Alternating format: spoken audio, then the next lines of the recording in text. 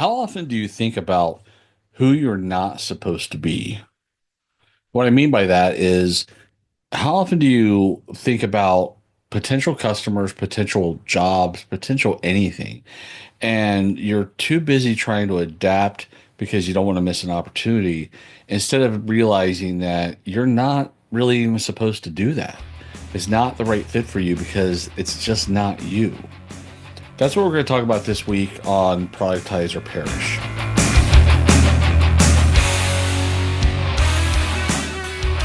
Hello, and welcome to the Productize or Perish podcast, where creativity meets strategy and ideas turn into revenue. I'm your host, Greg Davis, founder of Azola Creative, and each week we focus on discovering new and creative product marketing strategies. We like to hear real world success stories from people like you and share new and creative ways you can dominate your market. Now, this week's quote is: "The most difficult thing in life to know is yourself." And that is from the Greek philosopher Thales. The most difficult thing in life is to know yourself. That's the subject of this week because we're going to talk about having a better understanding of who we are and who we are not. Because as it really plays out, the more you know who you're not, the better you are at selling the products that you have to sell. And let me kind of just walk you through that as far as the meaning behind that. I think it's a very common thing when you first launch a business or launch a product or try to kind of pivot into new products that you're going to go through a little bit of a kind of a flailing around kind of cycle. You're going to have a lot of people that you think this is the ideal product for. I know this is the right product for them. And then sometimes what happens is, well, sometimes you're just right. You've got it pegged perfectly. But sometimes it's not exactly right. It's like the expectation versus the reality is a little bit misaligned. And the only way for you to really understand that is just to get out there and start trying to sell it. You'll hear from me again and again that the reality is that, if you're always asking your friends and family if this is the right thing to do, if this is the right idea, if this is the right, move to make, you're going to hear a lot of yeses because they're your friends and family. They care about you, they believe in you, they see your passion, and they might offer some constructive criticism, but they're not necessarily always going to be the ones that say no to you. And the reason why is because they're also not the ones that are going to be saying yes to you. Your friends and family are not your customers. And so I talk about this all the time, the idea that if you're only listening to your friends and family about the product, you're kind of wasting a lot of time talking to the wrong people. It's great for them to be cheerleaders and to support you and encourage you, but it's not until you actually really put it out there in the market that you understand what the product's value truly is. And that can take time sometimes. Sometimes it is you could go through 3, 6 months, 9 months, a year or more before you really understand what the opportunity might actually be. But that's why it's so important to actually just get out there and do it. Because think about it. If you're sitting around for 6 to 9 months, just asking your friends and family what they think about it, you're 6 to 9 months behind the market telling you how viable it actually is. Now, that's a lot of wasted time that you could have spent honing in on your messaging, figuring out your pricing a little bit differently, maybe packaging things a little bit differently, maybe just kind of tweaking little details here and there to kind of make it more valuable to true potential customers. And you lose that if you spend too much time kind of waiting for it to be perfect and kind of that failure to launch, kind of afraid to get it out there. So it's really important for you to actually just put it out there.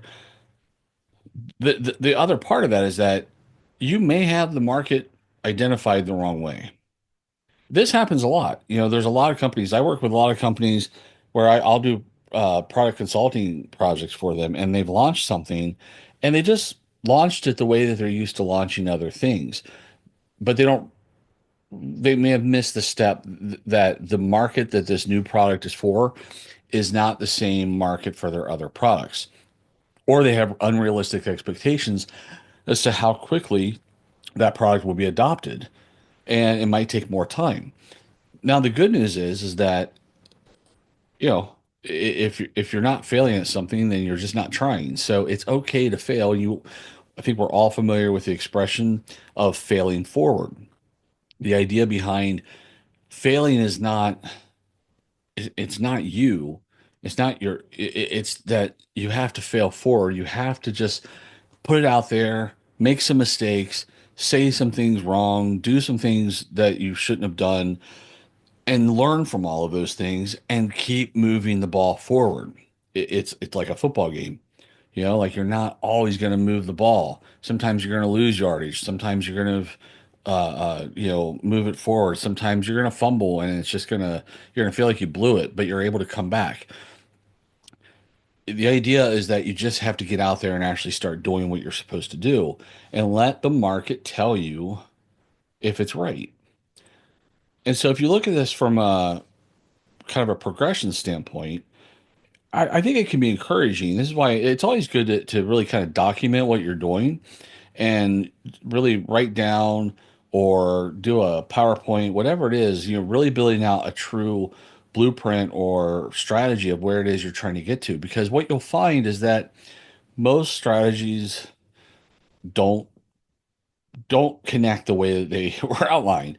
We have this idea, but it doesn't actually go that way.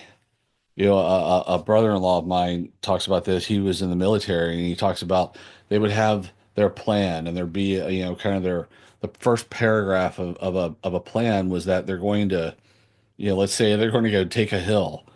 All right, they're gonna take that hill, and they have all these steps and all these things and all this other stuff that's supposed to happen. It's all detailed out in this big plan. But as soon as they went out into the field, as soon as they went into a battlefield and were against the enemy, all of those plans changed. All of the details, all of those tactical things that they had planned for it just went sideways and every which way. But the mission didn't change. The mission was still to take the hill. So whatever they had to do to adapt and pivot and get to where they're taking the hill, that's what they would do. So the same thing can be said for you. If you're really not building out that plan, you're going to get discouraged a lot easier. You're going to say, "Oh my gosh, I thought everybody was going to love this. I thought this was going to be just a situation where we put it out there and we built it, they will come." And that rarely happens for anybody. There are so many businesses out there that have pivoted and changed from what it was that they were originally planning to be. And it should be no different for you, or it will likely be no different for you. And that's a good thing. That means you're in the right company. You're in the company of giants that are out there that have pivoted and changed who they are and what their business model is in order to get there. Okay. Now, point being about knowing who you are and who you're not. You're going to find people that say yes. And that's going to be kind of a really good sign as to whether or not they're the right customer, because sometimes we think they're going to be the right customer and we get the right customer that we had aimed for. We say, oh, yeah, perfect match. That's exactly who I was looking for. And then we wind up working with them or selling to them or whatever it is that you're doing, and it just isn't the right fit. And maybe it's not them, and maybe it's you. It's as you got into it, you realize that's just, this is just not the right game I want to be in. And so you start to kind of pull away from that. You say, okay, well, how can I make some adjustments? I'll give you an example of me knowing who I'm not, and it's in so many ways counterintuitive or counterproductive, I guess, to the expertise I have. If you've listened to this show before, I have a really deep rooted background in e-commerce.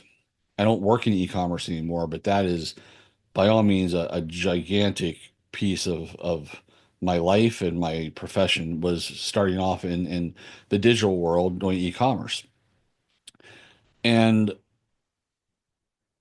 despite the fact that I have helped, I don't know, countless amounts of clients build e-commerce stores, market e-commerce stores, build out business plans, operations plans, all kinds of things that I've done in the e-commerce space. I myself have never ever desired to open an e-commerce store, like a retail store selling whatever widget it might be. Now, I leverage e-commerce for the things that I do and sell. I leverage the practice of e-commerce. But as a true retail e-commerce store selling whatever widget it might be, I have zero interest in doing that. But I love helping other people do it, which is crazy in some respects because it's like I could just take that knowledge and, if I'm the guy that people go to for it, I should be really successful at it if I did it myself, right? But you got to be passionate about it. And I'm not passionate about the act of a retail e-commerce store. Just does not interest me. But I love helping other business owners, first-time business owners, or even larger enterprises that want to find more efficient ways to sell their products. I love helping those people by leveraging e-commerce. So I know who I'm not, and I know who I am as far as that respect. Now, the same thing, I'll just stick on a little bit of the e-commerce journey for you. Years ago, one of my best friends, he and I had an e-commerce development company together, and it was really good. We were doing really good work. And it was a continuation of some businesses we had been in before as employees, and then we ventured out on our own. It was very successful, going really well. And the cool thing about it was that we knew exactly who we were and who we were not. So we would have people come to us and say, "Hey, I want to build a website for my, you know, real estate company, or I want to build a website for my plumbing business or whatever it is." And easy thing I could ask is, "Okay, are you planning on selling any of these products online?" If the answer was yes, then the conversation would continue. If the answer was no, we would say, "You know what? I appreciate you reaching out to us, but that's just not what we do. We're not really in that business of building out those types of websites. We really focus strictly on e-commerce." And it was easy. It was so easy to know who was not the right customer, even though it's the same space. Again, it was selling websites. At the end of the day, it was selling and building websites. And this is years ago. I mean, my friend was a genius at custom programming on websites. It was amazing what he is able to do. And so he would do things that were just unbelievable. But he did it for e-commerce stores. We that was our specialty, was being able to support e-commerce stores. So it made it really easy for us to know who was not an ideal client. And then I didn't uh, I don't want to use the term wasted time, but it is a little bit of wasted time if you're talking to the wrong prospects. So I didn't waste time with clients that are or prospects, I should say, who contacted me, or leads that contacted me and wanted to do anything other than e-commerce. I would say no, thank you. I would maybe recommend them to go to someone that we knew, that we trusted, and then that would be it. Now, sometimes that's crazy. It's almost counterintuitive. A lot of people just, especially when you're new. This is where I go back to, if you're new with a business or new with a product, sometimes you're afraid to say no to any opportunity that's out there, and you'll just take whatever can come at you. And I mean, it's extremely common. But anyone who is worth a grain of salt when it comes to sales and marketing and really understands their stuff, they know that niching down is the key to profitability and growth. And it again seems counterintuitive, but the smaller your focus, the larger you can grow and the faster you can grow because you are so honed in on the exact right opportunities that it's easier for you to identify who you're going after and who you're not going after. You don't waste a lot of time talking to people that you shouldn't talk to. And a lot of businesses, unfortunately, and look, I'm guilty of it myself. I have been down that road before, where I've been willing to just talk to anybody and anything, and I'm like, okay, well, maybe we could do this, maybe I could do that. I'm guilty of it, so I'm not saying this as though I sit high on the hill and just look down and watch everybody make mistakes. I've been through it. I launched products probably even in the last 2 or 3 years. I've launched different products, and the vision I had for it, the expectation I had for it, just wasn't the right fit. And the more I got into it, the more I realized, you know what, this isn't really right from a audience standpoint. What I think they're going to do, that's not really right. What they might pay for this, I don't think that was right. But as much as I'm all about like positioning the product right from the start, I also believe that sometimes, you're going to make the best assumptions. You go through that process, of identifying the right market for it, putting together a marketing plan, putting together a sales plan, putting together more of a profitability blueprint around how to sell it right. You can do all that stuff. But again, once it gets out in the market, it may be that it just doesn't connect. And sometimes I'm not, sometimes it's you. And when I mean that, I mean me. I mean, there sometimes I think that I could have the exact same solution as three other people, and I'll be the one that doesn't succeed with it, and the other three people will hit a slam dunk. Or it could be the other way around. I might be the one that just completely, nails it, and they struggle with the exact same offering. I mean, in business and in product adoption, there's just no predicting. I mean, you can make assumptions and you can make bets on things and you trust your gut and you can trust data, but sometimes you just don't know how it's going to go. You think about music in this standpoint. Again, I always like to reference a lot of music stuff. I mean, think of all of the amazing bands that you have ever liked. And sometimes those bands you were the only one that liked them, or it felt like that. You were definitely like in the minority of thinking that they were the best band ever. And they are probably incredible musicians, just amazing songwriters, but for some reason they just didn't connect the same way that someone else did. You see people, if you go to look at, local clubs, you walk in and sometimes you'll hear somebody and you'll be like, "Oh my gosh, like how is it that I'm actually just in this small little club or coffee house or whatever it is, and this amazing artist is performing and like they should be on tour, they should be playing arenas, they're amazing." But it's just not that simple. It's not just about talent, and it's not just about passion, and it's not just about knowing the market. There's a lot of luck that goes into all of this too.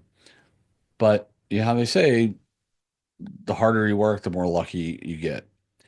And so what your biggest benefit is going to be is to really start focusing on understanding who you are not and who you are not supposed to sell to.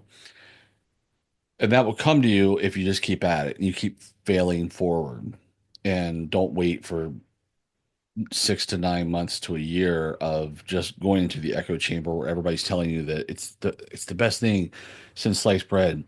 Meanwhile, you get out there and nobody likes the taste of it. So it's like you got to adapt. Now, on the subject of finding, really understanding who you are, really knowing yourself, I'm going to talk to you for a moment about DISC assessments. Now, DISC assessments are, I think, one of the coolest uh, personality assessments to help you in the sales and marketing world. And it can help in a lot of different things, but I just think from a sales and marketing standpoint, it's really effective because what DISC gives you the ability to do is to understand your communication style. And so you understand, are you a person that requires a lot of information or very little detail? Are you quick to make decisions, or do you need to kind of vet things very thoroughly before you move forward? The more you understand what your personality traits are when it comes to that, the better you can be at how you work with others and how you sell to others, how you communicate with others, because now you can be a little more clear about what your expectations are from them when they're working with you. And you can also kind of figure out their personality traits. even if they don't do a disc, you can understand a little bit more about how it is to communicate with them. Think about a CEO. Not all, but most CEOs are the type that don't need a lot of detail. They're fast moving, they've got a lot on their plate, they've got a lot of decisions to be made. So they just need sort of the Cliff Notes version of whatever it is that's going on. Just give me the punchline, and then I'll make a decision on it. And so if you're a person that's very wordy, you're writing paragraphs and paragraphs and paragraphs of explanation for them. You're showing them all the things that could go wrong. You're trying to make them aware of just, every facet of what is about to happen. You're going to lose them, you're going to frustrate them, and you'll probably lose their confidence because they're just going to say, oh my gosh, like this person overthinks everything. They're afraid to launch. They're just, I need somebody that can just move faster. I need somebody that can keep up with me. And you might run into that situation.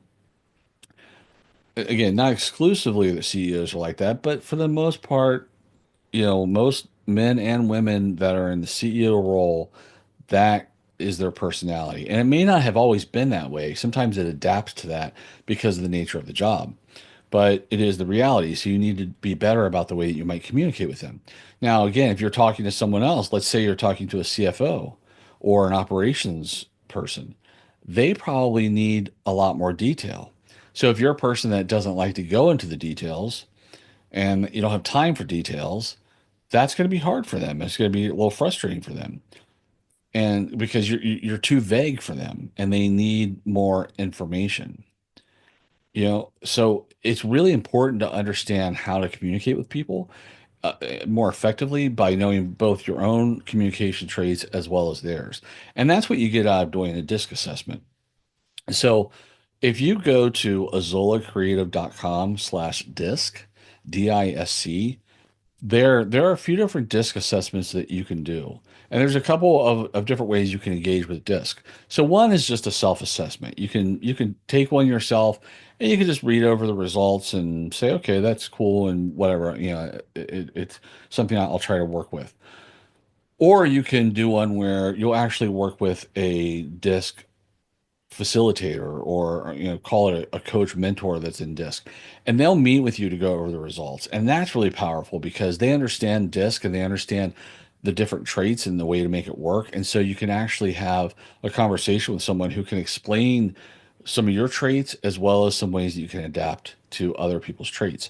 So it's all positive in the idea that there's no wrong way to be, whether you're a D, I, S, or a C. There's no wrong one, but it is a situation where you have to realize when you're working with certain people how things go. As an example, on my part, I'm I'm an I. I'm a little bit higher of an I and a D. Uh, Nature of me running a business, I'm a high D. It's like I don't wait around, for things to fall apart. I try to just move a little quicker and make decisions quickly. And I don't like a lot of detail. Again, paragraphs and paragraphs, it's too much for me. Um, but I'm also an idealistic kind of person. So it's like I love to talk. I love storytelling. I love being able to collaborate with people. So those are two things that I enjoy a lot. But the S's and the C's, that's harder for me. Too much detail, too much slowing things down, too much trying to make sure that every I is dotted and every T is crossed. Not that I want to make mistakes and not that I want to have something blow up. I mean, I'm going to be cautious, but I'm not the type to say, well, you know what, let me sit on this for another 3 or 6 months and mull it over. I'm just going to go do it. And I might do it wrong. And I might do it wrong again and again and again. But again, I'd rather do it wrong fast and fail forward than to sit back forever waiting for something to happen and then find out that it wasn't the right fit anyway. So, anyway, just something for you to think about when it comes down to the idea of trying to really better understand who you are and who you're not. The disc is a great way to do it. If you go to azolacreative.com/disc, you can check them out and sign up for one if you're interested in having an assessment done. All right, so we're going to wrap up for this week, and your homework for the week is to think about the best you can. think about who you're not. Think about all the different potential clients or even employers or job roles, whatever it might be that you're kind of contemplating out there. There are things that when you see stuff or when you talk to a particular kind of business, are there little red flags showing up, but you're ignoring them because, you want to make a sale or you want to, I don't know, you want to get a new job, whatever it might be. But there's things that you just recognize, yeah, this is just not me. And you can make a decision based on that and say, well, you know what, I know it's not me, but I'll do this for the short term, or I'll, kind of take one for the team, so to speak, and just I'll do this thing that is not really in my wheelhouse. Or you might just say no. And sometimes saying no is very liberating.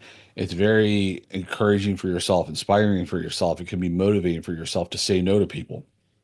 Boundaries, I think, is one of the hardest things for people is having good boundaries. You know, Too often people will let things just pile up and pile up and pile up until then they just blow up on somebody. But the people that are really good at having boundaries and just saying no, I mean, that's an amazing feeling. And I've been on both sides of that. I've been a person that just takes on too much and burdens myself more than I should. And I've also been a person that's really good at saying no. And I really like it when I'm the person that can easily say no.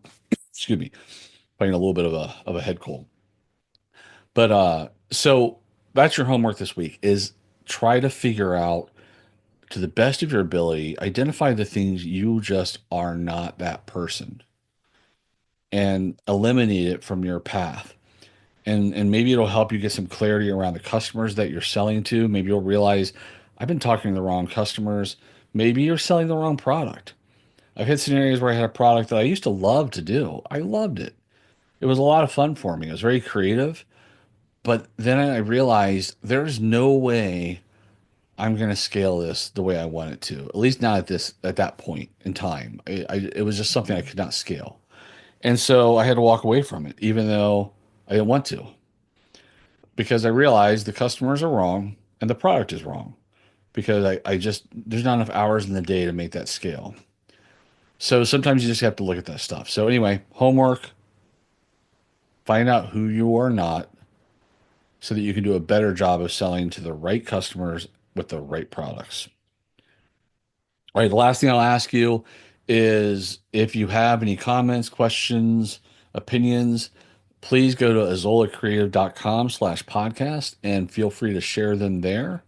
As well as if you are into the show, want to help spread the word, please leave a comment or follow it. Just little things like that go a long way and be able to help kind of build the credibility of the show as it grows. So thank you for listening. Excuse me. Again, my throat is giving out on me. Thank you for listening. I will talk to you next week.